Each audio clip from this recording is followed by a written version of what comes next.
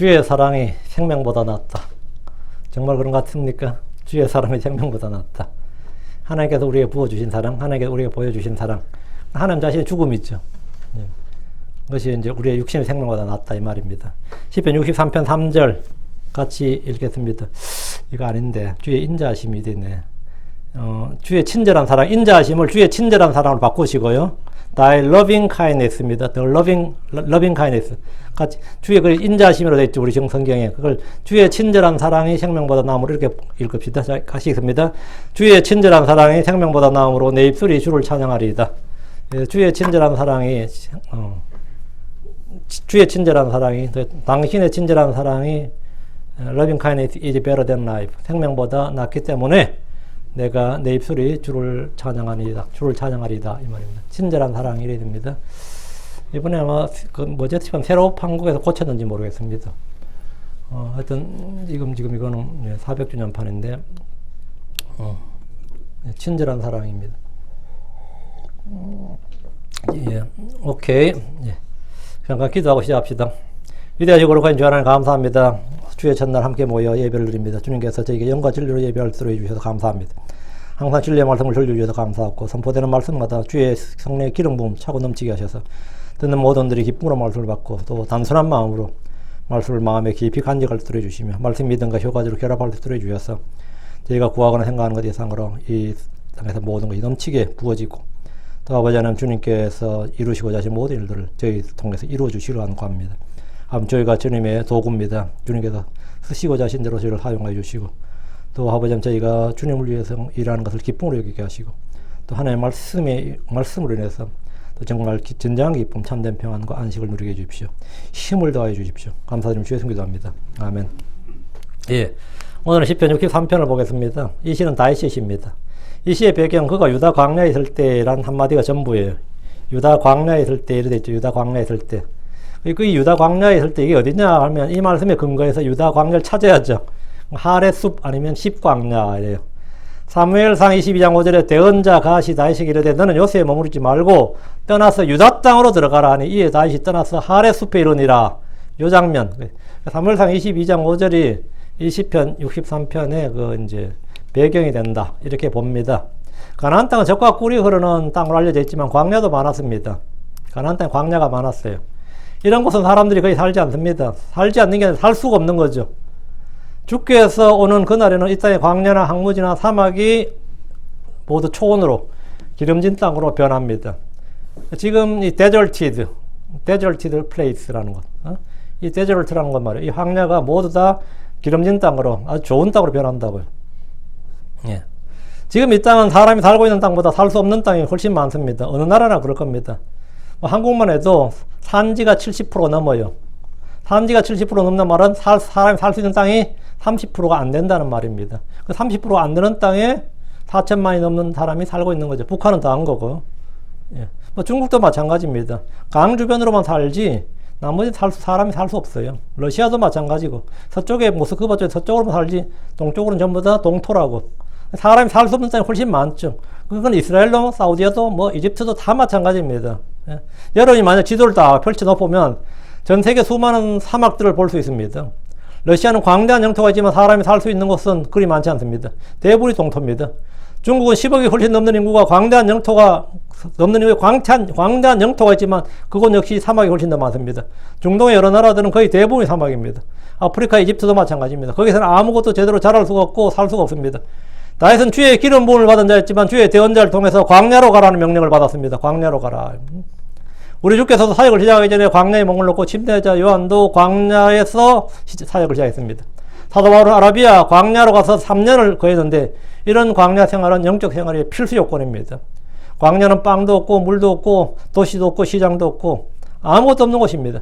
주께서 가나안 땅을 주시기 전에 이스라엘은 40년간 시나이 반도 광야에서 생활했습니다. 광야는 주님 한 분만 의지해야 살 수 있는 곳입니다. 거기는 주님 한 분만 의지해야 살 수 있는 곳이에요. 고독과 외로움과 적막함과 고통과 위험과 궁핍과 갈증과 불안정과 방황 등 인생에 겪을 수 있는 가장 좋지 않은 모든 것의 결집체가 광야입니다.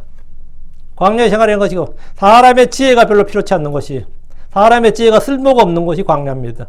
거기 내가 무슨 학위를 받았다 이런 게 다 아무 쓸모가 없어요. 그러나 그런 광야의 생활이 우리를 성장하게 합니다. 다윗은 광야에서 주를 찾아하며 믿음이 단련되었습니다. 그는 광야에서 주를 찾았고 주의 친절한 사랑이 생명보다 낫다고 했습니다. 자, 그는 광야에 있던 다윗의 노래, 다윗의 시편을 지금 보는 겁니다. 자, 1절입니다. 오 하나님이여 당신은 나의 하나님이시니이다. 일찍 내가 당신을 찾으리이다. 내 혼이 당신을 갈망하며 내 육체가 메마르고 물이 없어 갈증이 나는 땅에서 당신을 간절히 사모하나이다. 보통 이 다윗이 이걸 전부 다 우리 주라고 번역을 했는데 대명사를 실명사로 번역한 거죠. 여기서 이제 오 하나님이 하고 혹격이 미리 나오니까 오 하나님이 하고 주는 해버리면 말이 이상해요. 오 하나님이여 당신은 나의 하나님이시니이다. 오 하나님이여 하나님 나의 하나님이시니이다. 이상하죠. 오 하나님이여 주는 나의 하나님. 이것도 말이 이상합니다. 오 하나님이여 Thou art my God. 당신은 나의 하나님이시니이다. 오 하나님이여 당신은 나의 하나님이시니이다. 맞죠? 오 하나님이여 당신은 나의 하나님이시니이다. 일찍 내가 당신을 찾으리이다. Early will I seek thee. 내가 당신을 찾으리이다. 시편 42편부터 83편을 이제 엘로힘적 시편이라고 합니다. 엘로힘 이 말은 뭐냐면 하나님이 엘로힘이에요. 하나님이 이제 히브리어로 엘로힘입니다. 이제 시편 42편부터 이제 83편은 하나님이 유난히 많이 나온다면 하나님이 유난히 강조되어 있는 호칭이 그래서 이제 엘로힘적 시편 이렇게 말하는데 다시 광야에서 오 하나님이여 당신은 나의 하나님이시니다 이렇게 믿음의 선한 고백을 했습니다. 당신은 나의 뭐다? 하나님이시니다. 아주 중요한 말입니다. 그가 광야로 간 것은 수행이나 수련을 위해서 간 것이 아니라 도망자로 피해 간 겁니다. 사람이 이런 상황이 되면 세상을 욕하거나 자기를 이렇게 만든 사람들을 저주하거나 자신을 비관하는 것이 보통입니다. 내 인생이 왜 이 모양이냐? 내 인생, 이 생에서 내 인생은 망했다. 끝났다. 죽고 싶다. 막 이런 생각이 들죠. 내가 다 버려두고 광야로 사막으로 가서 살아야 될 방법 정도 되면 막장 간 거죠. 인생 밑바닥이 아니라 지하실 팠다 그러잖아요. 밑바닥이 아니라 지하실 파고 들어왔다 그래요. 그러나 다윗은 세상이나 사람들에 대해서 생각하거나 불평한 것이 아니라 주 하나님을 찾고 그분에 대해서 말했습니다. 가장 어려운 순간에 내가 사람들을 생각하면 욕만 나와요. 세상 생각하면 저주 나옵니다. 이 나라를 생각하면 그죠? 여당 지지하는 사람들은 막 이재명 욕하고 야당 지지하는 사람은 김건희 욕하고 그죠? 이 정치판 생각하면 뭐 아주 웃기잖아요. 그 목사가 이쪽 이야기하면 왜 저쪽 이야기 안 하나 그러고 말이죠. 여름청 맞아요. 막 그러고 하나님 성경만 말씀하시지요. 막 이런 난도 있고. 그래가지고 별적이 다 있거든요. 그런 것들은 전부 우리의 짜증만 유발한다고 실제로. 짜증과 분쟁과 다툼을 유발하지. 여러분이 뭐 윤석열 씨나 뭐 바이든 이야기해가지고 화해가 이루어졌어요. 짜증만 나요. 정치인 이야기하고 종교 이야기하고 뭐 세상 이야기해봐야 무슨 득이 없다고. 이 강단에서든 뭐 사석에서든 마찬가지야. 물론 뜻이 잘 죽이 쫙 맞는 사람 같이 욕하면 되겠지만 대부분은 그래요. 대부분은 욕만 나오고 분란만 일어난다고. 그러나 다윗은 세상이나 사람들에 대해서 생각하거나 불평한 것이 아니라 주 하나님을 찾고 그분에 대해서 말합니다. 여러분이 힘들 때 세상 이야기하거나 사람들 이야기하거나 정치 이야기하거나 뭐 경제 이야기하거나 아니면 내 인생에 대해서 내 자신의 관심을 두면 그냥 정말 살고 싶은 마음이 안 생깁니다. 그럴 때 내가 주께 관심을 두고 주를 말하고 주를 노래하고 주를 기억하면서 그분의 선하심을 고백해 보십시오. 그분이 나의 누구시며 나의 무엇인지를 생각해 보고 고백해 보십시오. 당신은 나의 하나님이십니다. 당신은 나의 왕이십니다. 당신은 나의 주십니다. 당신은 나의 스승이십니다. 당신은 나의 인도자십니다. 당신은 나의 공급자십니다. 뭐든 여러분이 생각하는 무엇든지 한번 당신은 나의 나와 당신과의 관계는 뭐냐 이거예요. 그냥 내가 주님 아는데 그게 아니라 당신은 나의 무엇이냐? 당신은 나에게 무엇이 되셨고 나의 무엇이냐? 누구시냐 이거지. 당신은 나의 공급자시다. 당신은 나의 목자시다. 당신은 나의 도움이시다. 이러면 어떻게 해요? 우린 주님이 누구신지를 알고 고백할 수 있습니다. 그런데 그렇게 내가 알고 믿고 내가 말로 고백을 선포하죠. 고백하면 그 말하는 것이 그 사람의 현실이 됩니다. 그 사람이 그렇게 믿고 말하는 것이 그 사람의 현실이 된다고요. 그런데 이런 거는 한번 어떻게 되느냐? 트라이를 해봐야 돼요. 정말 트라이를 해봐야 돼요. 그래서 이걸 계속해서 일상생활에서 끊임없이 체험을 해야 돼요. 체험을. 저는 요즘 우리 딸한테 늘 그 이야기 하는데 닌 하나님을 어떻게 알게 됐냐, 언제 구원받았느냐, 요즘 계속 그런 거 많이 물어요. 네가 받은 목사 딸로 태어나가지고 그냥 어릴 때 믿었다 그게 아니고 언제 어떻게 구원받았느냐, 뭐 계속 그 묻고 하나님 존재하는 걸 어때? 내가 막 또로 물어. 네가 하나님 존재한다는 걸 어떻게 아느냐? 어떻게 확신하느냐? 걔가 나한테 또 묻기도 하고 그냥 말고 그 증거가 뭐냐? 이렇게 좀 논리적으로 이해하고 알고 확신해야 된다 이거예요. 그냥 뭐 믿습니다 그게 아니라 그렇게 알아가지고는 아무 소용없고 이제 얘 대학 가기 전에 이걸 확실해야 된다 싶어가지고 좀 자 계속 내가 질문을 하거든요. 응? 네가 그 믿는 게 진짜 믿는 거냐? 그냥 아빠 엄마 딸로 태어나서 그냥 어릴 때도 교회 다녀서 믿는 거 그건 아무 소용없고 죽음 지옥이고 그런 걸 제가 계속 묻고 그래요. 응? 그래서 여러분이 그 하는 데 중에 하나 제일 큰 증거는 성경의 증거고 다음에 하나가 일상에서 증거는 뭐냐면 기도응답이다 이거예요. 일상에서 증거는 기도응답이에요. 여러분이 믿는 대로 여러분이 기도한 것이 계속해서 현실이 될 때 뭐가 되는 거죠? 하나님 살아계신 걸 안 거죠. 그건 우연이 아니라고. 그것이 여러분 현실이 된다고. 다시 1절. 일찍이 내가 당신을 찾으리이다. 이는 다윗이 새벽 미명에 아침부터 주를 찾겠다는 거예요. early morning. 그가 다윗이 그냥 광야에서 가장 먼저 한 일은 물이 있는 오아시스를 찾거나 잠을 잘 수 있는 바위 및 그늘을 찾거나 음식이 될 만한 어떤 물건, 음식물을 찾는 게 아니었다는 겁니다. 그건 혹시나 해서 광야에 사는 사람들을 찾을 수도 있었겠지만 그가 일찍 한 일은 주를 찾는 일이었습니다. 주를 찾는다. 이 말. 주를 찾는다. 다윗은 이른 아침 일어나서 주를 부르고 주를 구하고 주를 찾았습니다. 이거 내 맨날 설교에서 하는 말. 세 가지 이야기. 주를 부르고 주를 구하고 주를 찾는다.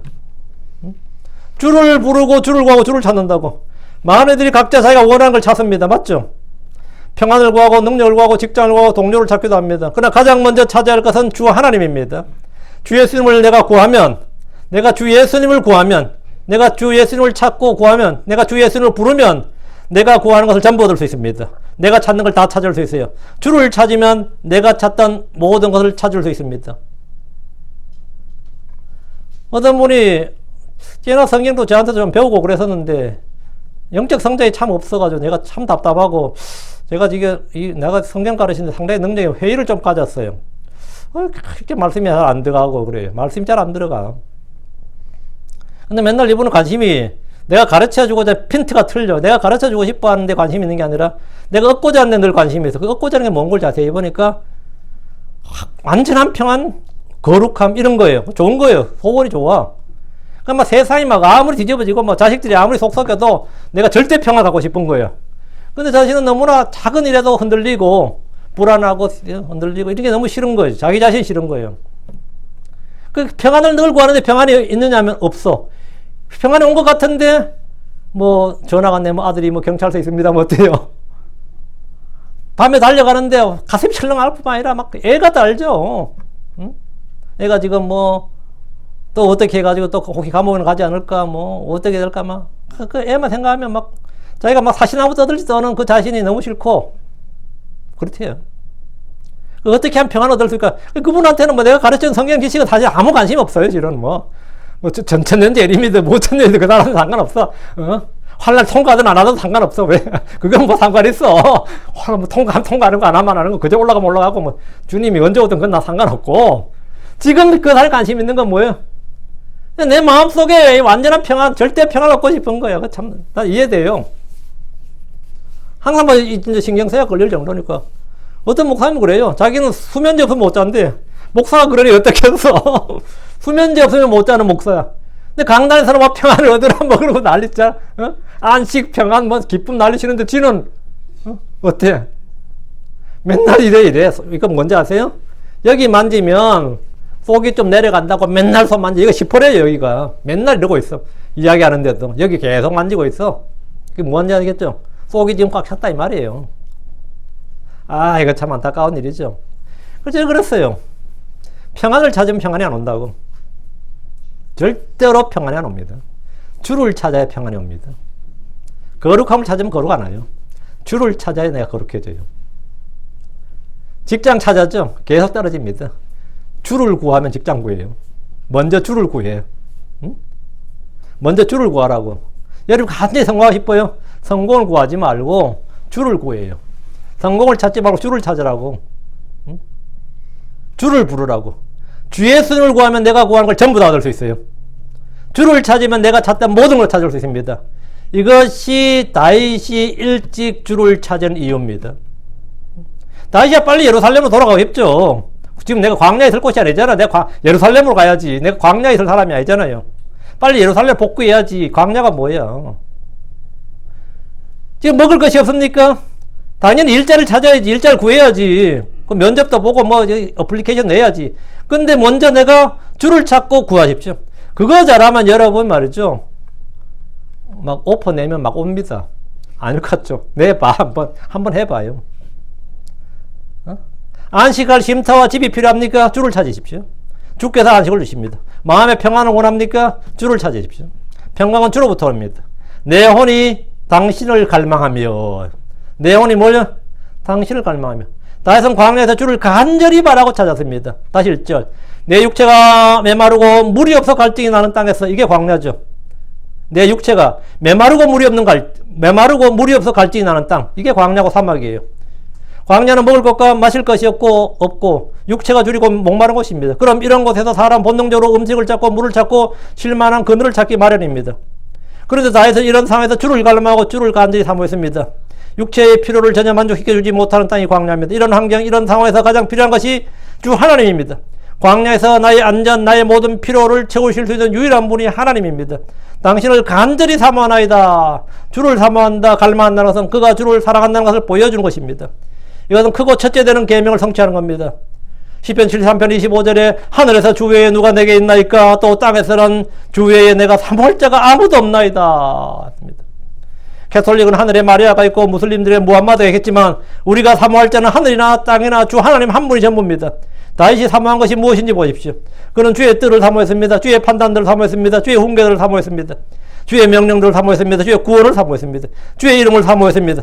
성경 우리에게 가장 좋은 선물들을 간절히 사모하고 대언한 것을 사모하라고 합니다. 가장 좋은 선물들 뭐죠? 사랑, 체러디예요. 사랑을 갈망하고 사모하라고요. 다음에 대언한 것을 사모하라. 그 바라고 사랑해야 할 것들을 사랑해야 됩니다. 주님께서 바라고 사랑하라고 하는 걸 사랑해야 돼요. 사랑하지 말라는 걸 사랑하면 그것이 탐욕이고 우상숭배입니다. 사람들은 사랑하지 말라는 걸 자꾸 사랑해. 세상을 사랑하지 말라. 세상과 세상에 있는 것을 사랑하지 말라. 그건 사랑해. 그게 뭐라고? 그게 탐욕이고 우상숭배예요. 자, 2절입니다. 이는 내가 성소에서 주를 배운 것 같이 그렇게 주의 권능과 주의 영광을 보려 함이니이다. 다윗은 성소에서 주를 배웠다고 하는데 이는 주의 영이 그에게 임했기 때문입니다. 그는 성령의 기름 부음을 받았고 주님과 직접적인 대화와 교제가 가능했던 대언자였습니다. 그는 성소에서 주 하나를 배웠습니다. 주 하나님과 교제했다고요. 그럼 광야는 어떻습니까? 성소에 언약궤가 있어서 그걸 다 치고, 광야는 성도들에게 장소는 그다지 중요하지 않습니다. 내가 주님과 교제하는데 교회든지 교회 건물이든지 뭐 성소 건물이든지 집이든 뭐 골방이든지 장소는 그리 중요하지 않습니다. 다윗에게 주를 만나서 교제한 일, 주를 경배하는 일, 주를 갈망하고 찾고 구하고 부르는 일은 성소에서나 광야에서나 똑같습니다. 그런 이 광야에서 성소에서 만난 주 하나님, 그분의 권능과 영광을 보고자 했습니다. 이것이 가능합니까? 가능합니다. 성소에서 가능했으면 광야에서도 가능합니다. 주님께는 뭐가 필요 없다? 장소 불문이다 이거예요. 성소와 광야는 전혀 다른 환경이고 전혀 다른 것 같지만 믿는 자들에게는 어느 곳이나 다 똑같습니다.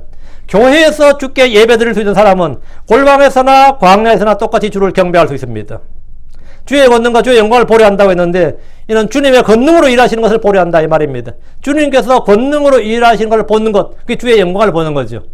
주의 영광을 본다는 건 뭐냐면 주의 신성한 권능과 신격을 보는 거예요. 그것이 어떻게 보여요? 그 신성한 권능과 신격이 어떻게 보이냐? 안 보이지. 그건 일로서 나타나는 거지. 응? 그건 일로서 나타나는 거다고요. 우리는 믿을 때 주의 권능과 주의 영광을 볼 수 있습니다. 이스라엘은 광야에서 불평할 때마다 주의 권능과 주의 영광을 봤습니다. 먹을 것이 없다고 불평했을 때 그들은 하늘에서 내린 만나를 봤습니다. 그들은 만나를 보고 거두고 먹었지만 실제 그들이 본 것은 만나를 봤다. 이건 뭐죠? 만나를 먹었다는. 그건 뭐예요 사실은? 그들은 주의 권능과 주의 영광을 본 겁니다. 그 만나 먹을 때 그냥 만나 먹은 게 아닙니다. 그건 주의 권능을 맛본 거예요. 응? 그들이 불기둥과 구름기둥을 봤다. 그건 주의 권능과 주의 영광을 본 거라고요. 신의 사서 이스라엘은 주의 영광을 봤습니다. 그들이 메추라기를 먹을 때 그냥 메추라기 고기를 먹었다가 아닙니다. 주의 권능, 주의 영광을 본 거예요. 주의 재림 때 온 세상은 다 주의 영광을 봅니다. 주께서 이 땅에서 행한 일들은 주의 권능과 주의 영광을 보이는 것이었습니다. 주님은 죽은 나사로 집에 갔는데 이미 장례식이 끝난 상태였습니다. 장례가 끝났단 말이지. 그때 주님은 마르다에게 요한복음 11장 40절에 내가 믿고자 하면 하나님의 영광을 보리라. 내가 믿고자 하면 하나님의 영광을 보리라. 여러분이 주와 그의 말씀을 믿으면 누구든지 하나님의 권능, 하나님의 영광을 볼 겁니다. 이 땅에서 주의 영광을 보고 싶다면 주를 신뢰하십시오. 주님은 믿는 자 안에서 효력있게 권능있게 일합니다. 이 시편에서 다윗이 보고자 했던 주의 권능, 주의 영광은 지금 도피해와 있는 이 메마른 광야에서 속히 벗어나서 다시 예루살렘으로 돌아가는 일이었습니다. 그런 일이 있느냐? 있습니다. 3절입니다. 왜냐하면 주의 친절한 사랑이 생명보다 낫기에 내 입술이 주를 찬양하리이다.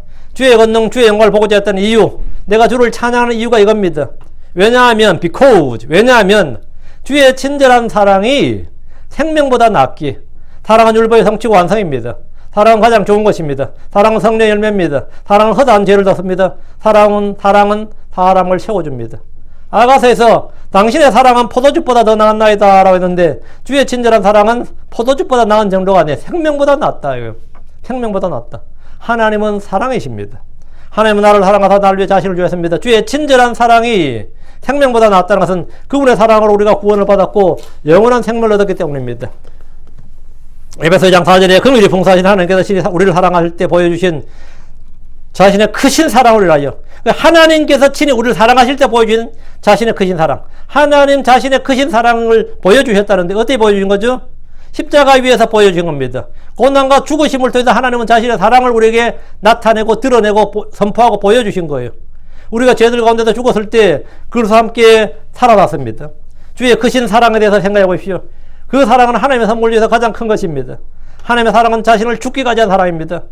예수님이 보여주신 고난과 죽으심은 그냥 어느 한 사람의 죽음 고난이 아닙니다.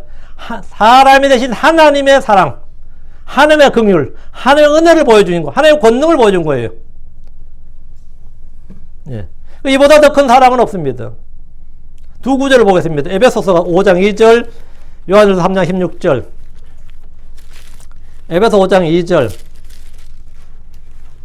그리스도께서 우리를 사랑하사 우리를 위해 자신을 향기로 냄새 헌물과 희생물로 하나님께 드리신 같이 사랑하사 그러라. 여보, 그리스도께서 우리를 위해 자신을 향기로 냄새 헌물과 희생물로 하나님께 드리신 같이. 그리스도께서, 주제가 그리스도께서죠. 그리스도가 주어입니다. 그리스도께서 우리를 사랑하사 이래 돼 있어요. 그분의 고난과 죽으심은 우리를 향한 그분의 사랑이었는데 주어가 뭐죠? 예수 그리스도죠. 그리스도께서 우리를 사랑하셨다고요. 자, 여기 기억해 두시고 요한일서 3장 16절. 아주 중요한 교리예요. 요한일서 3장 16절. 하나님께서 우리를 위해 자신의 생명을 내놓으셨으므로 이로써 우리가 그의 사랑을 깨닫나니, 여기 하나님께서 우리를 위해 자신의 생명을 내놓으셨으므로, 에베소서에는 그리스도께서 있고 여기서 뭐죠? 하나님께서 했죠. 하나님께서 죽으신 거예요? 하나님께서 죽으셨다고. 하나님께서 우리를 위해 자신의 생명을 내놓으셨다. 그리스도께서 우리를 위해 자신의 생명을 내놓으셨다. 아멘이죠. 예수님 우리를 위해 자신의 생명을 내놓으셨다. 아멘. 하나님 우리를 위해 자신의 생명을 내놓으셨다. 그럼 뭔 말이야? 예수님이 뭐다? 하나님이란 말이지. 그렇지. 예수님이 하나님이라고요. 여기서 그리스도 예수님이 아니라 하나님께서 이랬어요. 그리스도 예수님이 육신을 입으신 하나님이십니다. 육체 안에 계신 하나님이에요. 이 사랑으로 인해서 우리가 구원받았습니다. 이 사랑, 주의 친절한 사랑이 생명보다 낫다. 왜 생명보다 나은 거죠? 우리 이 죽을 생명, 이 우리의 육신의 생명이 죽어도 주님께서 그 사랑으로 해서 우리를 뭐라고? 다시 살리신다 이거예요. 이때 다시 살리실 때 살린 생명은 육체의 생명이 아니라 뭐죠? 영존한 생명, 영원한 생명, 불멸의 생명, 하나님 자신의 생명이다 말이에요. 그래서 그 생명이 다시 살아난다고요. 예수님이 아닌 하나님께서 했는데, 이 하나님의 이 사랑으로 해서 하나님께서 우리를 위해 자신의 생명을 내놓으셨다. 요게 바로 사랑이다 말. 요게 하나님의 사랑이에요. 이로써 우리가 그분의 사랑, 하나님의 사랑을 깨닫나니. 이로써 우리가 하나님의 사랑을 깨닫는다. 자, 그래서 우리는 이 사랑으로 우리가 구원받았어요. 그러니까 우리가 이 사랑으로 구원받았기 때문에 내 입술이 뭐한다? 주를 찬양하리이다. 3절 다시. 시편 다시 63편 3절. 내 입술이 주를 찬양하리이다. 하나님의 사랑을 알고 믿고 깨닫는 사람 누구나 주를 찬양하는 겁니다. 이 찬양은 영적 희생물입니다. 이것은 우리의 사역이고 할 일이에요. 이 주님께 찬양을 드릴 일, 이게 뭐 여러분이 이 땅에서 여러분이 주어진 뭐냐? duty. 여러분의 job입니다. 여러분 사역 의무예요. 이게 여러분의 ministry예요. 그러니까 여러분이 이 일을 하면 여러분 미니스터예요. 여러분 전부 다 스피리추얼 미니스터예요. 여러분이 이 일을 하면 여러분은 전부 다 스피리추얼 프리스트우드. 여러분 전부 다 영적인 제사장이라고요. 나는 이 일을 해. 나는 하나님께 감사를 드리고 하나님께 기도를 하고 하나님께 찬양을 드려. 여러분 전부 다 레이 제사장이 아니라 하나님의 왕가의 제사장이라고요. 여러분 영적 제사장, 영적 희생물은 영적 제사장이야. 내가 지금 제사장이다. 나는 제사장이에요. 응? 내가 하나님의 사역자라고요. 내가 영적 희생물은 영적 사역자라단 말이에요. 다시 4절입니다. 이와 같이 내가 사는 동안에 주를 찬미하리이다. 이 찬미하리이다. 이게 I'll bless thee거든요. bless. 내가 주의 이름으로 내 손들을 들리라. 손을 리프트죠. 이거 뭐냐? 기도의 자세죠. 내가 사는 동안 이 말은 육신 안에 사는 동안, 이 땅에 사는 동안 이 말입니다. 뭐 우리가 육신에 살면 얼마나 살 것 같아요? 뭐 사람마다 다르겠지만 길어도 보통 100년이죠, 지금은. 그죠? 100년 전으로 살면 뭐 호상이다 그러고 100년 살다 한 96세 죽었다 이러면 잘 오래 살았다 그러고 100세 살면서 와우 그러고 뭐 이러잖아요. 응? 20년은 병원에서 살았어요. 그럼 어때요? 그럼 별론데? 응? 20년을 병원에서 살았어요. 그건 별로지 뭐. 하여튼 간에 우리 말씀 침략의 성도들은 이 기도합시다. 뭐 잘 죽을 수 있도록 진짜 잘 죽을 수 있도록 기도해요. 잘 죽을 수 있도록. 응? 정말 중요한 것 같아요. 정말 중요한 것 같아요. 이번에 그 영국의 여왕 죽는 거 봤죠? 나 다른 거 여왕이었다는 걸 하나도 안 부러운데 잘 죽었어요. 그 사람이 96세인가? 근데 죽기 3일 전까지 일했다고 이틀간 누워있다 죽은 거예요. 잘 죽은 거야, 못 죽은 거야? 그건 부럽더라고. 보통 사람 같았으면 80, 그때부터 골골했을 거 아니야. 근데 그분은 90 넘어 95세까지도 정정해가지고, 야, 찰스가 먼저 죽냐, 엄마가 먼저 죽냐, 이랬다고. 찰스가 74세예요, 지금. 왕세자만 뭐 60몇 년 했다나 뭐 어쩌나. 조선에도 그런 사람이 있었잖아. 영조가 50몇 년을 왕을 했거든요. 사도세자가 언제 왕을 물려받는 거야? 그 영조 아들 죽이고 손자 정조한테 물려준 거예요. 응? 하도 오래 왕을 하니까 이거 진짜 아들한테는 재앙이거든. 그래서 다들 그랬습니다. 이 찰스가 먼저 죽냐, 엘리자베스가 먼저 죽냐, 막 이러고 막 그냥 손자한테로 넘어간다 그러고 왕위가 막 그랬거든요. 응? 물론 뭐 입헌군주국이지만, 근데 저는 그게 부러웠어. 조금만 살다 죽었다는, 조금만 살다 오래 살았는데 조금만 아프다 죽었다는 거. 뭐 젊은 내가 내막은 잘 모르지 뭐 어쨌든 그랬었습니다. 응? 우리 잘 죽도록 기도해요. 잘 죽도록. 내가 육체에 사는 동안, 이 육신 안에 사는 동안, 이 주를 찬미하리라, 내가 당신을 찬미하리라 이 말인데, 이 찬미란 단어가 이 블레스입니다. 주께서 사람의 호의와 은혜를 베푸고 선을 행하시는 것, 이건 블레스 할 때문에 복을 주신다는 거죠. 주께서 복 주셨다 이렇게 말하고, 사람이 주의 이름이나 주의 신격이나 주의 권능이나 주의 일, 주의 말씀에 대해서 감사하고 선포하고 드높이고 믿고 복주하는 것을 블레스 한다 그래요. I'll bless thee. I will bless the Lord 하면 내가 주님을 축복한다. 이거 말이 좀 이상하잖아. 그래서 bless는 뭐냐면 내가 주님께 있을 때는 그건 내가 주님의 이름을 부르고 선포하고 노래하고 감사하고 드높인다. 주의 이름을 드높이고 주의 이름을 경배하고 내가 주의 이름 앞에 내가 납작 엎드린다. 이런 의미가 뭐냐면 bless예요. 주를 높이고 그 앞에서 나를 낮추는 것이 찬미입니다. 찬미는 한국말로는 뭐냐면 그분의 영광과 뜻을 길이어 널리 알림 뭐 이런 말이야. 그게 정확한 영어로 bless야. bless의 의미예요. 어떤 이는 자연을 찬미한다 그러죠. 자연을 찬미한다. 얼마나 아름다운 세상인가 뭐 이렇게. 어떨 때 보면 어떤 곳에 가면 정말 감탄이 터져 나오는 그런 장관이 있죠. 그것도 한 번 보고 두 번 보고 세 번 보면 나중에는 아무것도 아닌데 처음 봤을 때 정말 압도적인 경관이 있어요. 그럴 때 뭐 자연을 찬미한다 그런 말 하죠. 어떤 책에서 제가 사회 찬미 이런 것도 본 적이 있죠. 그건 죽음을 찬미한 거예요. 야, 이건 너무 심각한데.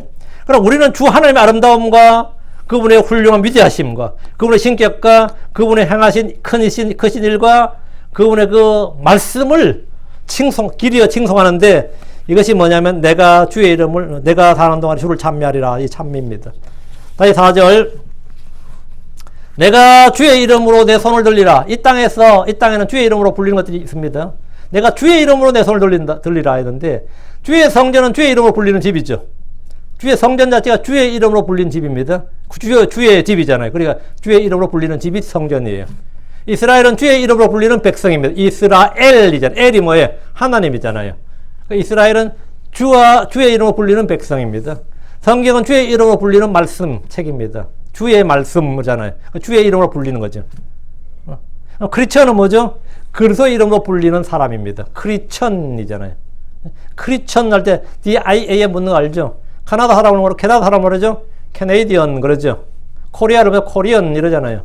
아메리칸 하죠. 그럼 크라이스트는 크리스천 하죠. 그 미국에서 태어난 사람은 아메리칸이에요. 그리스도를 통해 태어난 사람 뭐라고요? 크리스천이. 크리스천이라는 뜻 자체가 뭐죠? 그리스도의 백성, 그리스도 시민, 그리스도에서 난 사람 이 말이지. through Christ라 이 말이라.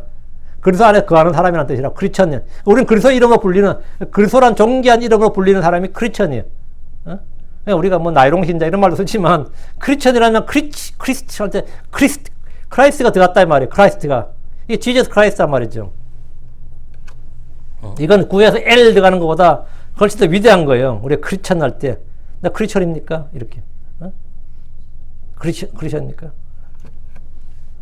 그 다윗은 주의 이름으로 내 손을 들겠다고 하는데 이는 주의 이름으로 기도한다는 말입니다. 율법이 주의 이름으로 사람들에 선포된 명령이라면 기도는 주의 이름으로 주께 드린 간구 말입니다. 우리 주 예수님께서 주의 이름으로 기도하라고 하셨습니다. 요한복음 14장 13, 14절에 너희가 내 이름으로 무엇을 구하든지 내가 그것을 행하리니 그것은 아버지께서 아들한테 영광을 받게 하라 함이니라. 너희가 내 이름으로 무엇이든지 구하면 내가 그것을 행하리라. 내 이름으로 구하라. 내 이름으로. 주 예수 그리스도 이름으로 구하라는 거예요. 주께서 제자들을 택하셔서 사도로 세우셨는데 그들에게 요한복음 15장 16절 또 너희가 내 이름으로 아버지께 무엇을 구하든지 그분께서 그것을 너희에게 주려 하려 함이라 했습니다. 사도들은 주 예수님의 이름으로 아버지께 구했습니다. 주님은 진실로 내가 너희에게 이르노니 너희가 무엇이든지 내 이름으로 아버지께 구하면 그분께서 그것을 너희에게 주시리라. 지금까지 너희가 내 이름으로 아무것도 구하지 않았으나 구하라 그리하면 너희가 받으리니 이로써 너희 기쁨이 충만하리라. 구약 시대에는 아무도 그리스도 이름으로 안 구했죠. 다 하나님의 이름으로 주의 이름으로 구했지. 시작에서는 예수 그리스도 이름으로 구한다고요. 그러니까 지금까지 너희가 내 이름으로 구하지 않았단 말이에요. 그러나 지금부터 이제는 구하라.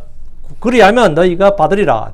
우리가 주 예수님의 이름으로 구하는 것은 아버지께서 들으시고 주십니다. 그래서 우리는 주의 이름으로 손을 들어 기도하는 겁니다.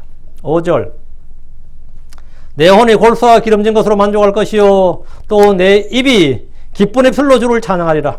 지금 아무것도 없는 메마른 광야에서 다윗은 현실의 처지를 말하지 않고 주께서 행한 일을 소망 중에 바라며 노래하고 있습니다. 1절은 현실이죠. 시편 63편 1절은 현실이에요. 5절은 믿음으로 소망 가운데 말하는 겁니다. 1절과 5절 차이를 알겠습니까? 1절은 내가 필요를 구하는 내가 지금 현실을 말하고 있는 거예요. 5절은 믿음으로 소망 가운데 말하고 있습니다. 고난과 환난 중에도 그는 주께서 내게 베푸신 은혜와 호의와 긍휼을 노래하는 겁니다. 내 혼이 골수와 기름진 것으로 만족할 것이요. 지금 광야에서는 메마르죠. 지금 광야에서 지금 메마른 육신이에요. 그거는 5절에서 내 혼이 골수와 기름진 것을 만족할 이건 미래죠. 이건 소망 중에 바라는 거죠. 지금 여러분이 극심한 고난 중에 있다면 그건 현실이에요. 그것을 주 앞에 말할 수 있습니다. 내가 몇 번이나 뭐 시험을 봤는데 떨어졌어요. 내가 몇 번이나 뭘 했는데 지금 일이 잘 안 되고 있어요. 정말 죽고 싶어요. 미치겠어요. 이런 크리스천들 많이 있죠. 저는 상담을 많은 사람들이 신청하면 상담을 해주는데 어떤 거는 굉장히 심각한 게 있어요. 그냥 답을 쉽게 해줄 수 있는 없는 것들이 많이 있어요. 성경 묻는 게 제일 쉬워요. 성경 구절을 물으면 그건 아무것도 아니야. 그건 정말 뭐 그냥 간단히 답을 해줄 수 있어. 다른 목사인지 모르겠는데 저는 성경 묻는 게 저한테 제일 쉽고 근데 뭐 남편이 도박에 중독됐어요. 뭐 이러면 이혼할까 말까 이러면은 이건 보통 문제 아니잖아. 솔직히. 뭐 그런 거. 자식이 지금 뭐 이번에 뭐 맨날 폰 들고 설치되면 뭐 이게 난 몰랐네. 뭐 이 폰에 그렇게 또 이게 온라인 도박이 그렇게 또 있는 줄은 내가 몰랐어요. 온라인 도박으로 그냥 뭐 몇천 날렸어요. 뭐 이런 거 어때요?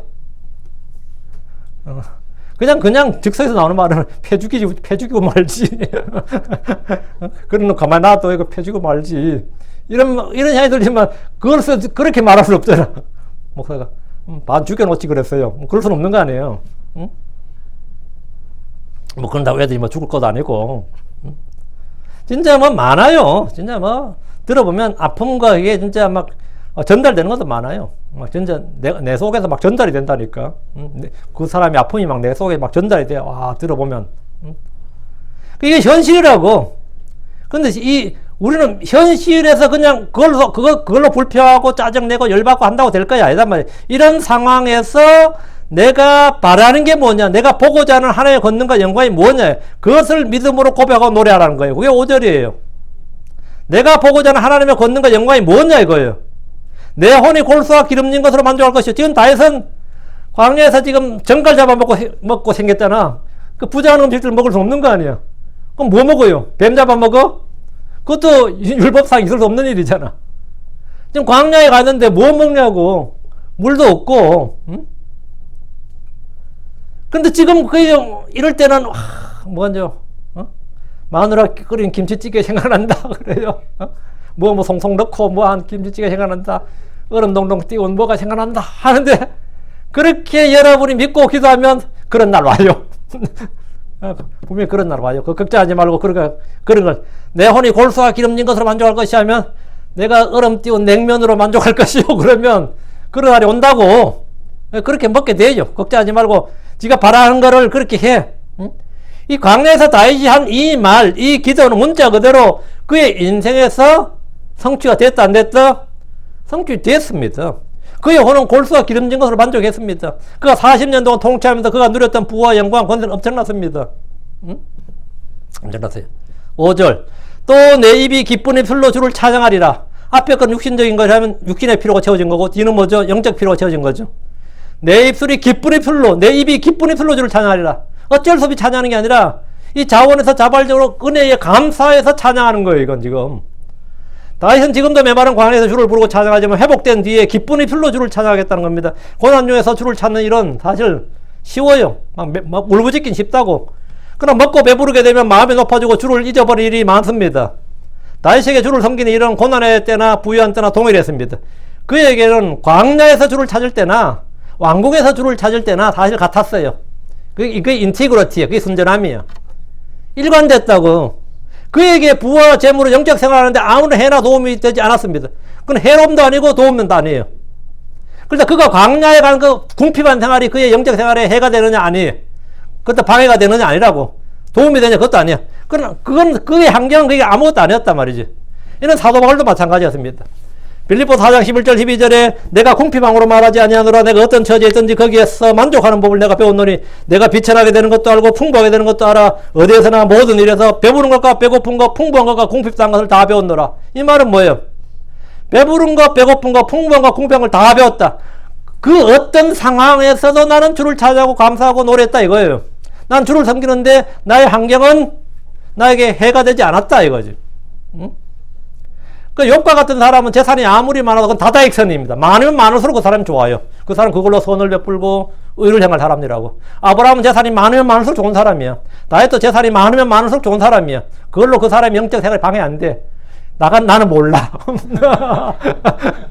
나는 만약 1000만불에 1억불 생기면 난 몰라. 목사할지 안 할지 몰라. 안 할 가능성이 상당히 높아. 내가 만약에 뭐 복권에 당첨됐다. 우연히 한 복권에 당첨됐다. 어떨 것 같아요? 고민 많을 것 같아. 이제 헌금은 얼마나 해야 되고, 이러면서는, 안 그럴 것 같아요? 11전 일단 하고, 뭐 이러면서는, 이걸 어떻게 숨기지, 이거 누가 알면 안 되는데, 고민이 엄청 많을 것 같아요. 어디 얼마 기부하고, 얼마 올려두고, 이거 생각해도, 당첨도 안 될 걸 왜 생각하지? 이게 인간이 그렇게 험한 거예요. 근데 궁핍해지면, 그것도만 많지 않아요. 진짜 헐벗어 본 적 있는 사람, 여러분 헐벗어 보셨어요? 저는 헐벗어 봤어. 그건 만만치 않아요, 그것도. 상당히 괴롭고 방해가 됩니다. 그런데 사도 바울이 모든 일에서, 이거 굉장히 중요한 말이에요. 어디에서나 모든 일에서. 그는 감옥에서나 회당에서나 성전에서나 안에 파손된 배에서나 주를 경배하고 섬기기 위해서 노프라브렘이었다 이거예요.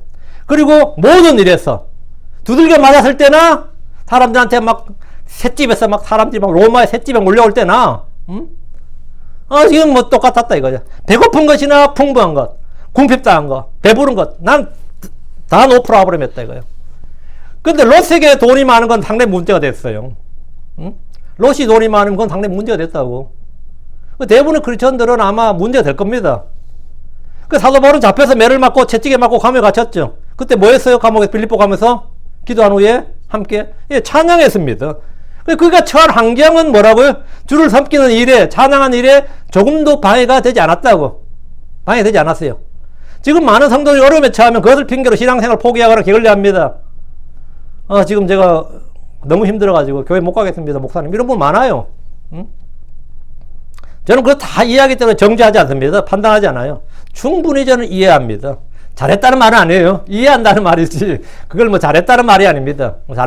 잘못한 거예요. 이해한다고. 근데 일이 잘 풀리고 부자가 되면 마음이 높아지고 쾌락을 즐기느라 주를 찾는 일을 게을리합니다. 많은 사람들은 그런 거 봤습니다. 다니엘을 보십시오. 그는 예루살렘에서 귀족 가문에, 다니엘은 예루살렘의 귀족 자제, 왕족 내지 귀족 자제였습니다. 다니엘은 그래서 붙들려 간 거예요. 그는 예루살렘에서나 바벨론에서나 똑같이 주를 섬겼고 주의 법을 따라 살았습니다. 그의 환경은 그의 영적 생활에 방해가 되지 않았다고. 그는 왕이 사자굴에 던진다는 왕의 칙령을 알고도 평소 하던 대로 하루 3번 예루살렘을 향해서 주께 기도했습니다. 그 왕의 칙령이 그에게 뭐가 되고 바다전이 됐다 안 됐다? 예. 그것은 그의 영적 생활 전혀 힘들어하면서 방해가 되지 않았다고요. 그가 처한 환경에서 그는 조금도 자신의 그 기준과 원칙을 무너뜨리거나 그 주님을 경배하고 기도하고 섬기는 일에 조금도 방해가 되지 않았다고요. 응? 그 일로 해서 뭐 내가 죽게 되든 말든 건 상관없었다 이거예요. 여러분이 주를 섬기는 일은 언제나 같은 마음이어야 되는데 이것을 이제 성경적 표현으로 뭐라 그러냐 하면 구약에서는 integrity, 그 순전함 그러고 신약에서는 이걸 뭐라 하냐면 single mind라 그래요. 단일한 마음. 싱글 아이, 싱글 마인드. 언제나 같은 걸 보고 언제나 같은 걸 생각한다. 이게 싱글 마인드. 단일한 마음으로 섬긴다. 이거예요. 단일한 마음으로. 들어보셨죠? 싱글 마인드. 계획은 어떻게 번역된지 모르겠네. 하여튼, 우리 싱글 마인드. 상당히 싱글이라는 단어가 영어로 되게 쉽게 다가오는데 한국말로 상당히 만들기 어려워요. 단일한 이렇게 번역했는데 싱글 마인드예요. 언제나 뭐라 싱글 마인드라고. 더블 마인드가 아니라 싱글 마인드로. 어떤 환경에서도 같은 마음이다 말이죠. 응?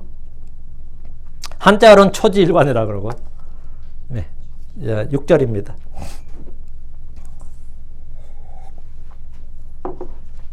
내가 나의 침상에서 주를 기억할 때 또 밤에 경점들을 보내면서 주를 묵상할 때 그리하리이다. 기쁨의 풀로 주를 찬양하는 장소와 시각을 말하고 있습니다. 나의 침상에서 이 말은 침실에서 잠을 자는 시각입니다. 그 시각에 심야 영화를 한 편 보면서 시간을 보내는 사람도 있고 클럽이나 술집에서 친구들과 놀면서 술을 마시는 사람도 있고 컴퓨터로 게임을 즐기는 사람들도 있지만 나에선 나의 침상에서 주를 기억할 때 기쁨의 풀로 주를 찬양하겠다는 겁니다. 여러분 침상에 누워서 잠들 때까지 시각에 뭘 합니까? 뭐 어떤 사람 빨리 잠드는 사람도 있고 난 눈만 감고 침대만 베개에 머리만 대면 잠들어요. 그것도 복입니다.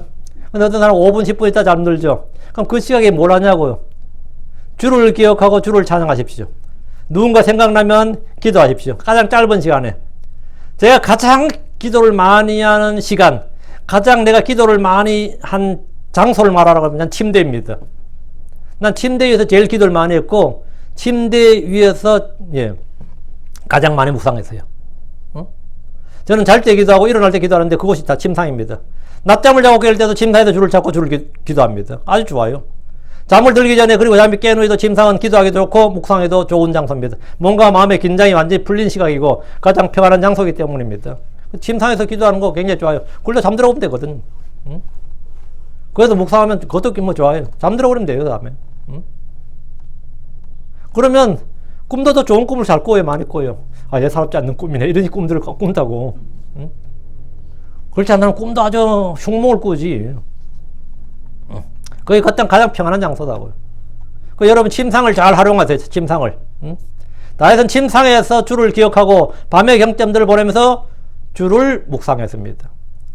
저는 어제는 사실 몸이 너무 안 좋아가지고 원고만 들고 교회 왔어요. 목이 너무 아파가지고 오늘은 설교를 못하겠다고 원고를 우리 반생이한테 읽게 해야겠다 이런 생각하고 왔는데 하여튼 침상에서 목이 너무 안 좋아가지고 계속 기도했어요. 근데 뭐 앞에 서보니까 말 잘 나오더라고. 말 잘 나와서 했어요. 오늘은 괜찮을까 싶었는데 오늘 괜찮아. 지금 하고 있잖아요. 예. 그건 아주 침상에서 밤에 경점들 보면 주를 묵상했다는데 그런 중에 그런 기쁨의 풀로 주를 찬양했다는 거예요. 나의 찬양은 주로부터 나오는 겁니다. 찬양은 곧바른 자에게 합당합니다. 시편 33편 1절에 주를 기뻐하라. 오 너희 의로운 자들아 찬양 곧바른 자들에게 합당하니라. 우리는 모두 믿음으로 의롭게 된 사람들입니다. 의로운 자들에게 찬양은 합당하다 이거예요. 7절 왜냐하면 주께서 나의 도움이 되셨기 때문이나이다. 그런즉 주의 날개 그늘을 내가 기뻐하리이다. 내가 주를 찬양하는 이유 또 있습니다. 주께서 나의 도움이 되셨기 때문이다. 고난의 때에 기근의 때에 재앙의 때에 내가 아무것도 할 수 없어 어쩔 수 없는 때에 주께서 나의 도움이 되셨습니다. 아이가 아파서 병원에 수술을 받는데 뭔가 이상한 거예요. 의사가 말한 대로 진행되지 않고 회복되지 않는 겁니다. 그런 순간에 내가 뭘 어떻게 할 수 있는 겁니까? 어떻게 할 수가 없어요. 의사도 당황스럽고 나도 당황스럽고 뭘 어떻게 할 수가 없는 거예요. 이때 주께서 나의 도움이 되셨다. 여러분 파산을 당해본 적 있습니까? 그렇게 일을 하고 돈을 버는데 빚쟁이들에 쫓겨다니는 사람도 있습니다. 일을 안 하고 놀고 먹는 게 아니라 그렇게 뼈 빠지게 일을 하는데 계속해서 빚쟁이들에 쫓겨다니는 사람이 있어요. 전화기 벨이 울릴 때 누가 초인종을 누를 때 가슴이 철렁하다는 사람들이 많이 있습니다. 이런저런 스트레스로 공황장애를 겪는 분들도 있습니다. 도망자로 숨어 사는 사람들은 누가 나를 알아보는 사람이 있을까 두려워합니다. 주께서 나의 도움이 되지 않으시면 도저히 살 수 없는 사람들은 문자 그대로 많이 있습니다. 다윗도 그런 사람들 중에 하나였습니다. 그는 주께 나의 도움이 되소서라고 기도했습니다. 그는 고백하기를 시편 94편 17절에 주께서 나의 도움이 되지 아니하였더라면 내 혼은 거의 침묵 속에 가했으리라 했는데 이는 체험을 바탕으로 한 고백입니다. 나의 도움이 어디서 옵니까? 주로부터 옵니다. 시편 121편 1절 2절에 내가 내 눈을 들어 산들로 향하리니 거기서부터 나의 도움이 오는도다. 나의 도움이 하늘과 땅을 만드신 주로부터 오는도다. 내가 내 눈을 들어 산들로 향하리니 이 산은 성전산이죠. 거기서부터 주의 집에서부터 말이에요. 나의 도움이 오는도다. 나의 도움이 하늘과 땅을 만드신 주로부터 오는도다. 나의 도움이 주로부터 온다고요. 이 구절은 제가 어려움에 처할 때마다 가장 많이 읊었던 말씀입니다. 멀리 있는 누군가에게 도움을 주고 싶다면 주님께 기도하십시오. 주님으로부터 오는 도움이 누군가에게 가도록 하는 것이 중보기도입니다. 주의 도움이 누군가에게 가도록 하는 게 중보기도예요. 이것을 아는 분들은 도움이 필요할 때마다 기도해달라는 말을 합니다. 기도가 삶이나 사역에서 모든 처지에서 얼마나 큰 도움이 되는지 잘 알기 때문입니다. 다시 7절 그러즉 주의 날개 그늘을 내가 기뻐하리이다.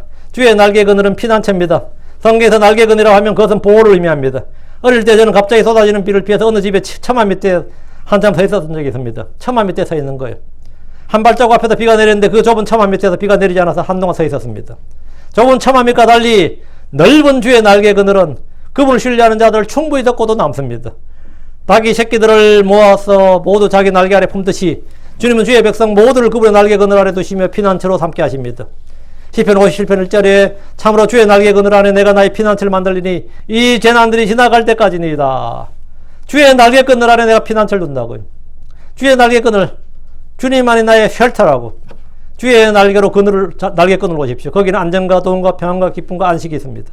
8절 내 혼이 주의 뒤를 힘써 따르오니 주의 오른손이 나를 떠받치시나이다. 내 혼이 주의 뒤를 힘써 따른다. 내 혼이 주의 뒤를 따른다. 이게 뭐죠? 이건 병아리가 어미닭을 따르는 것, 강아지들이 어미개를 따르는 것을 연상하시면 됩니다. 짐승들도 새끼들은 어미를 힘써 따릅니다. 졸래졸래 따라다녀요. 어미 오리를 따라 새끼들은 물속으로 따라 들어갑니다. 어미 오리가 그냥 물속으로 들어가면 그 새끼 오리들이, 그 작은 새끼들이 그냥 어미 따라 물속으로 샥 들어가죠. 그거 보면 아주 장관이야. 줄을 따른다는 것이 저거다 이거예요. 줄을 따른다는 게 저런 거다. 제가 이 시골에서 자라면서 그걸 많이 봤어요. 그 병아리들은 무조건 어미를 따라다녀. 강아지도 마찬가지예요. 무조건 어미 따라다녀요. 무조건 따라다녀. 송아지들도 마찬가지 어미서 따라다닙니다. 근데 그 송아지가 이제 집에 돈이 없는 사람은 송아지 때 새끼를 팔아버리는 것 같거든요. 시골에서. 농지자금 보통 돼야 되니까. 그럼 어미소가 최소 2주를 웁니다. 그때 얼마나 구슬피 우는지 몰라. 온 동네가 다 들리고 그래요. 저 집 송아지 팔았구나. 다 알아. 그 소의 울음소리에. 얼마나 좀 구슬피 우는지 많이 들었지. 근데 오리 키운 집은 별로 없었는데, 오리가 참 새끼 때 귀엽습니다.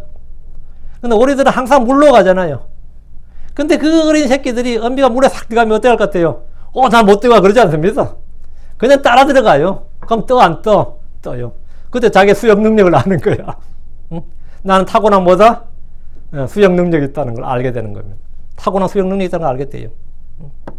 여러분이 주를 따르게 되면 여러분도 깜짝깜짝 놀랄 만한 많은 발견을 하게 될 겁니다. 내게 이런 능력이 있었나? 이렇게. 내게 이런 게 있었나? 주를 따르다 보면 알게 되는 게 많이 있어요. 제가 1989년에 이 캠퍼스 올라가는 길에 이제 너희는 나를 따라오라 내가 너희를 사람들을 낳는 어부가 되게 하리라 이 구절 주의 음성을 듣고 이 말씀을 읊조리게 되었습니다. 저는 그때 사실 주를 따르는 게 뭔지를 몰랐어요. 주님께 너는 나를 따라 follow me, follow after me 이게 많이 나오는 성경에 많이 나오는데 당시 저는 그게 주의 음성을 듣는 것이 뭔지 잘 몰랐어요.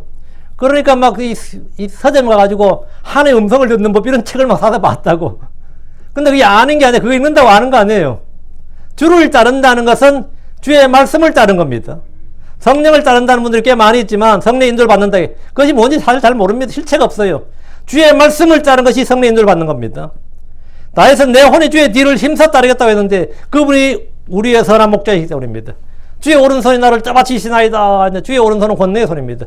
제가 시편 강의를 얼마 전에 할 때 이거 했는데 주의 오른손이 뭐다? 주 예수 그리스도를 말한다 했죠. 주의 오른손은 주 예수 그리스도다. 주의 오른손으로 나를 구원하신다. 주의 오른손이 나를 붙드신다. 주의 오른손이 나를 사셨다. 주의 오른손이 나를 주의 손은 높이 있다. 주의 오른손이 높여지셨다. 주의 오른손이 어쩌저쩌 이런 거 나오죠. 그러면 전부 그 말씀은 주 예수 그리스도를 걷는 말입니다. 주 예수님이 나를 구원하셨다. 주 예수 그리스도 높여지셨다. 주 예수님이 나를 붙드신다. 다 딱 리플레이스 해보면 딱 말이 맞아요.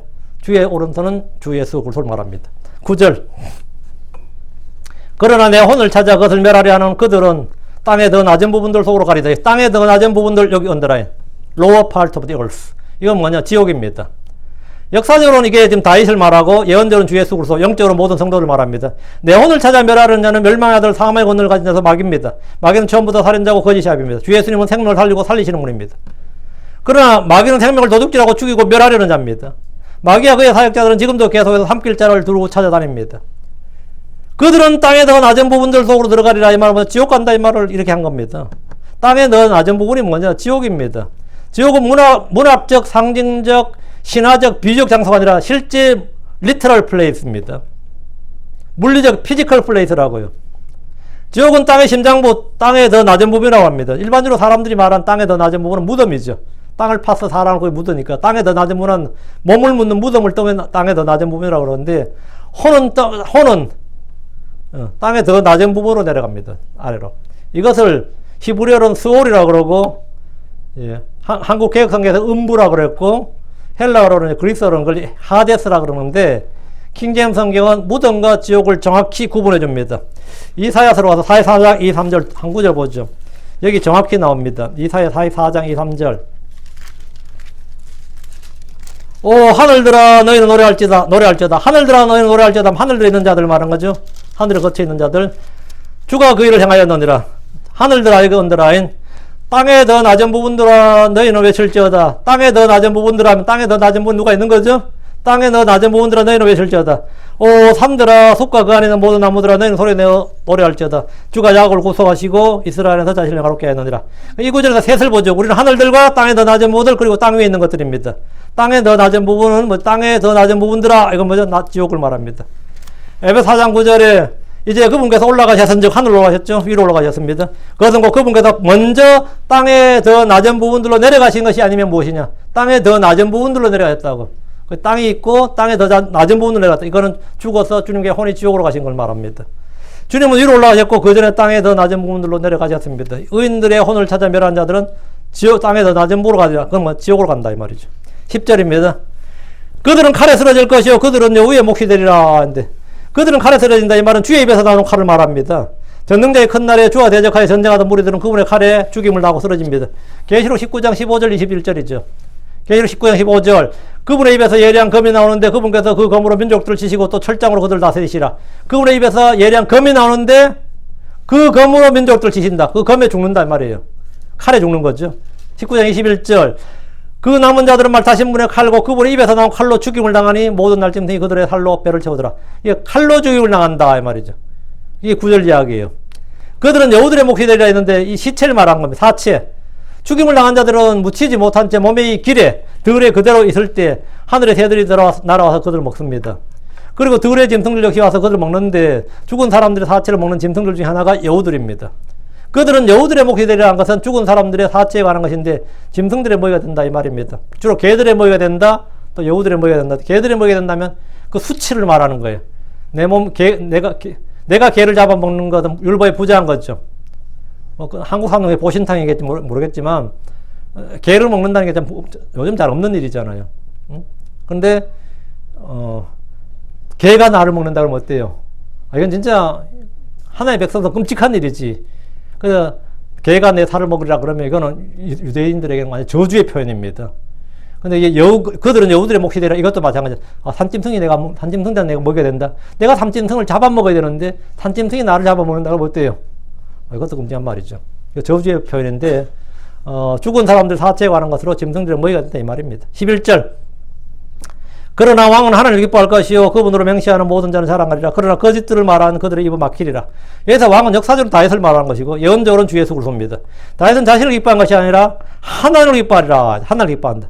우리 주님은 아버지 눈앞에서 기쁘신 일만 행하셨습니다. 아버지를 기쁘시게 하셨어요.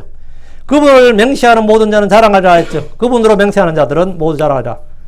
그러니까 요즘 뭐 신약에서는 예수님의 이름으로 맹세하라고 하면 안 돼. 하나님 맹세 안 합니다. 그건 이제 금지되는데 구약에서는 거짓 맹세만 아니면 다 했죠. 맹세를 했습니다. 서원도 했고. 그 맹세하는 모든 사람은 주를 자랑한다 그랬는데 주를 기뻐하는 자는 주를 자랑합니다. 우리는 아무도 사람들을 자랑하지 말고 자기를 자랑하지 말라는 명령을 받았습니다. 우리가 소유한 것들은 모두 주께 받은 것이며 우리 자신은 한 것이 아니기에 우리 자신을 자랑할 수 없습니다. 고린도전서 1장의 19절에 이것은 어떤 육체도 자신 앞에서 자랑하지 못하게 하라 하심이니라. 어떤 육체도 자랑하지 못하게. 자랑한 자는 주를 자랑해야 됩니다. 그러나 거짓들을 말하는 그들의 입은 막히리라. 주께서 이 땅에 오실 때 거짓시합이 사탄, 거짓 대언자의 입은 막힙니다.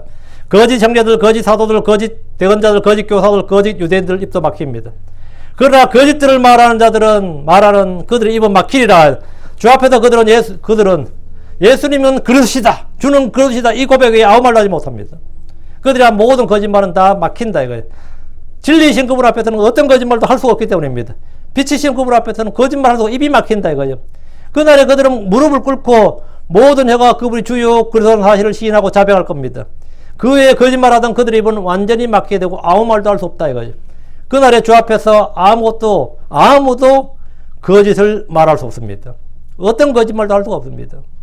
지금 사람들 앞에서 우리가 거짓말도 하고 모두 마음대로 하겠지만 그날에 주 앞에서는 아무도 거짓말 할 수 없고 아예 그들의 입은 막히리라. 주 앞에서 뭘 한 말 있어요. 그들의 입은 막히리라. 오늘 여기까지 오늘은 시편 63편을 다루었는데 여러분이 이 말씀들을 다시 한번 딱 읽으면서 그 의미를 묵상하시고 그 말씀들을 여러분 생각하시면서 기도하시든지 또 이걸 선포하시든지 말하든지 여러분이 믿음으로 행하는 기도 또 믿음으로 행하는 말 이것들은 그 자체가 뭐가 된다? 현실이 된다 했어요. 여러분 지금 현실이 돼요. 지금 현실이 너무나 못마땅하다. 그럼 소망 중에 말하는 겁니다. 그것은 여러분이 이루어집니다. 여러분이 구하는 것 생각하는 것 이상으로 이루어져요. 반드시 이루어집니다. 그래서 우리가 예수를 믿는 거예요. 우리가 하나님 믿는 게 뭐 그냥 믿습니다 그게 아니지. 우리 이 현실과 실체에서 믿는다고. 여러분이 은혜 가운데 사는 것 그럼 어떤 분들 정말 은혜 가운데 살고 있구나. 여러분이 말씀 잘 듣고 예배 잘 듣고 잘 들고 하면 그냥 다 살게 되는구나. 그런 느껴요. 내가 지금 잘 안 된다. 그럼 걱정하지 마세요. 나에게 뭐가 있다? 소망이 있다고. 내가 지금 이런 고난이 있다. 그러면 그건 필요가 있어서 주어진 거예요. 그걸 내가 수용을 해. 다음에 소망 중에 말을 해요. 소망 중에 믿음으로 말해. 그리고 인내로 기다려. 그럼 그대로 돼. 안 되면 나한테 따지지 말고 하나님께 따지세요. 나는 물론 100% 개런티를 하는데 지금 100% 개런티를 해요. 예, 근데 됩니다. 기도합시다. 위대하고 거룩한 주 하나님 감사합니다. 하나님께서 은혜로 말씀을 주셔서 오늘도 주의 말씀을 선포했습니다. 선포한 모든 말씀들 참으로 아버지 저희에게 마음속에 뿌리 내리게 해주시고 이 말씀이 믿음과 잘 결합하게 해주셔서 이 모든 말씀이 이 현실에서 실체에서 일어나게 하셔서 믿음은 바라는 것들이 실체요 보지 못하는 것들이 증거니라 하신 것 실체와 증거를 저희가 소유하게 해주시옵소서. 전능자 주 하나님 우리 주께서 우리를 향한 그 사랑 하나님께서 우리에게 보여주신 그 사랑 정말 생명보다 더 나은 것이라고 했습니다. 아버지 하나님 하나님의 사랑을 저희가 덧입고 그 사랑으로 모두 일을 행할 수 있게 해주시옵소서. 그 사랑을 맛보아 알게 해주시고 그 사랑으로 참 마음과 성과 힘을 다해 주를 사랑하고 또 아버지는 내 이웃, 내 형제를 사랑하라 하신 말씀, 서로 사랑하는 말씀대로 저희가 피차 서로 뜨겁게 사랑할 수 있게 해주시옵소서. 사랑은 율법의 성취라고 하셨습니다. 사랑 안에 모든 율법과 계명들이 다 간략하게 들어있다고 하셨습니다. 아버지는 저희가 사랑하는 자여란 말을 듣고 있는데 정말 저희가 서로 사랑하는 자가 되게 해주시옵소서. 사랑은 말과 혀로 하는 것이 아니라 향과 진리로 하는 것이라고 했습니다. 아버지 하나님, 저희 모든 이 교회 성도들, 또 이 말씀 듣는 모든 성도들에게 참으로 성령을 통해서 저희 마음속에 하나님의 사랑을 넓게 쏟아부어 주셨다고 하셨으니 그 말씀을 모두가 믿고 그 사랑의 열매를 또 그 사랑을 선물로 드러내 보이게 해주십시오. 감사드리며 주의 성기도합니다. 아멘.